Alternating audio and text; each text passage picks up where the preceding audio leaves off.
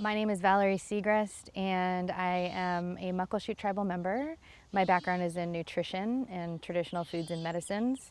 I've spent my entire practice focused on the food sovereignty efforts of my community and have worked with several other communities across the country. And this is actually the native berry garden. It was one of the very first food sovereignty projects that we took on back in 2009. And this is black hawthorn. You can tell it's black hawthorn because the leaf structure has two and two and then comes to a point. And this plant is used to help balance blood pressure. So folks who might have low blood pressure or high blood pressure can utilize this medicine.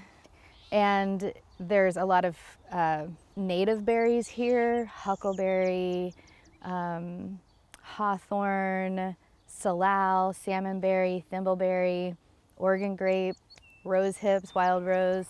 So these are rose hips from the wild rose. And when the rose blossom ends up pollinating itself, the ovary swells up and it creates this fruit. And so this is a wild rose hip, and just three of these rose hips have the same amount of vitamin C as an entire orange does. They're incredibly nutrient dense. This flesh of rose hip is what you would eat. That's the food right there. And these plants have been around for 35 million years, meaning that they have watched the rise and fall of all kinds of civilizations and species and the dinosaurs.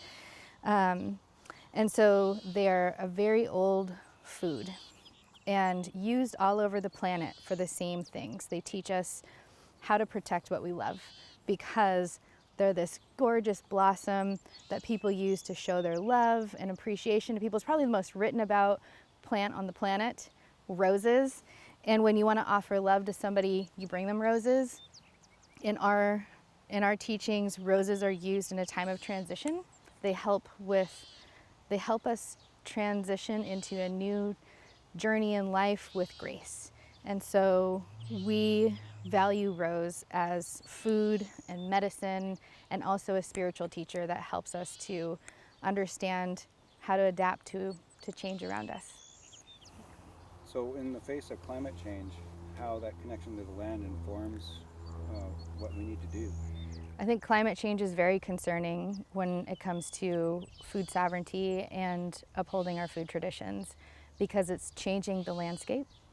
And we are constantly looking at the waters and the way that the waters are changing, and we're also seeing it at the high level, at the mountain levels of the glaciers disappearing at rapid rates. And it's the complete connection between whitecap to whitecap that helps uphold our food system. And our food system and our waters and our medicines are a reflection of our health. And so if the planet is heating up and climate change is really adversely affecting our traditional foods and medicines and our ability to access that, we are also heating up. We are also feeling that inflammation that's showing up in all of these health concerns that are rising, and not just our communities, but globally. Everybody's feeling that. We're feeling it in the mental health of our people that, are having these seemingly polarized opinions and stances on things. And our traditional values and our indigenous values around managing the land were innovative. We're always innovative and have always been innovative people. Humans are very creative. We are able to create, and we're also able to destroy. And I think that we've tried this paradigm and this perspective of working in the environment with more of a destruction or a dominion over the land, and that has not served us. That's what we're seeing now, is this rapid change in climate, and it parallels, industrial agriculture. It parallels the industrial age.